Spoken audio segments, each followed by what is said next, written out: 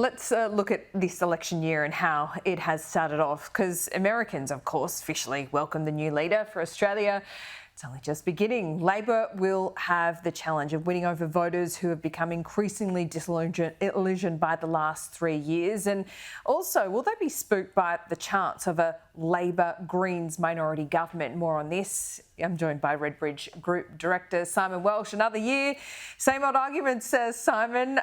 We always see interesting things come up over summer breaks, and these are proving to be challenging times for incumbents. That is the summer break I'm talking about.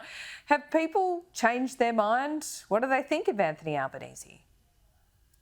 Yeah, the summer break hasn't really proven a particular reset this year. Usually over the summer break, it takes something pretty significant, dare I even say catastrophic, to really sort of cut through sort of in terms of people's political vote intention, those sorts of things. Think the bushfires and those sorts of things. Most folk just want to get on with their lives. But what it will be doing, of course, for many families is underscoring the loss of standards of living. Christmas for a lot of people this year will not be as cheery as it has been in the past. So it's certainly underscoring those things. I don't think it particularly moves the needle. I think it just sort of the trends that we've been seeing will sort of continue through into the new year. Yeah, I think so too. If I could just labour on this anti-Semitism crisis, as James Patterson put it. There's been a lot of commentary about how Chris Minns in New South Wales has certainly been strong on law and order. He's been very strong on this issue, using language that certainly resonates with people, and he's authentic in his willingness and need to get this under control. I mean, the firebombing of a childcare centre, it didn't need to get to that, but certainly the last straw for many people. And the comments have been that, Anthony Albanese has said, well, law and order is a state issue and hasn't taken up a leadership role. Is that criticism fair? Do voters see that as a fair observation? Yeah, look, I think where this sort of plays with the broader electorate, obviously for sort of the communities impacted, very different story, but just talking about the broader electorate, what it's really doing is feeding into this thing that you and I have talked about quite a bit, is this sort of unraveling of the sort of the social fabric of the country. Like this is another sort of little data point for people that things are a bit broken, things are a bit fraught, things are a bit dangerous.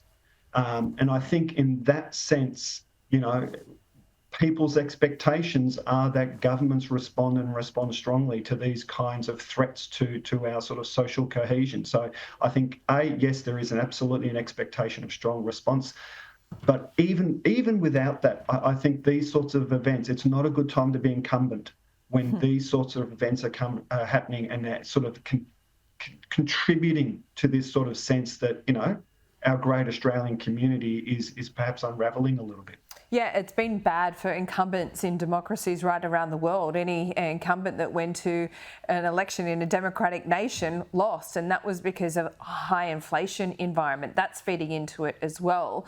Interesting chat with Andrew Clennell earlier in the program as well. We talked about the attacks and how Labor is trying to frame Peter Dutton. You and I have discussed in the past that he is getting points for that authenticity, for standing up. Nuclear, a lot of people can see that it doesn't will have the view that it doesn't add up, it's going to take some time, but he's given points for taking a chance.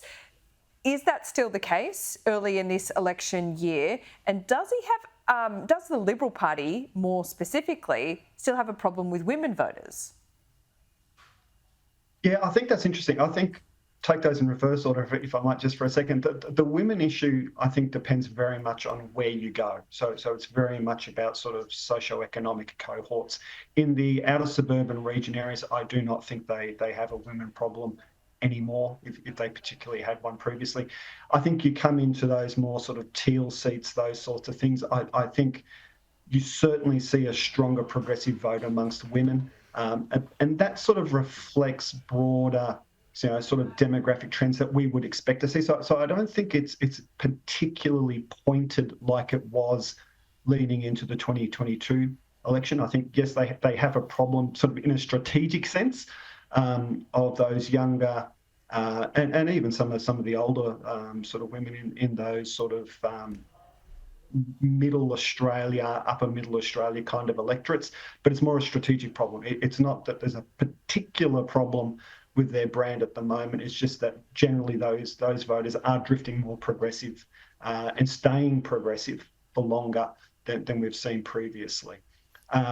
In terms of sort of the way Labor's trying to label Peter Dutton and those sorts of things, look, I think there is a bit of a sense in the electorate, particularly in those outer suburban regional electorates that they're chasing. There is a bit of a sense that, a bit of a bastard, if I can use the vernacular, is maybe what we need right now. Someone who's capable of making a tough call. So I think there's a bit of a two-edged sword there for Labor. So they just need to be careful of how they position Peter Dutton. But I think the big thing for Labor is not so much about how they position Peter Dutton; it's how they position themselves.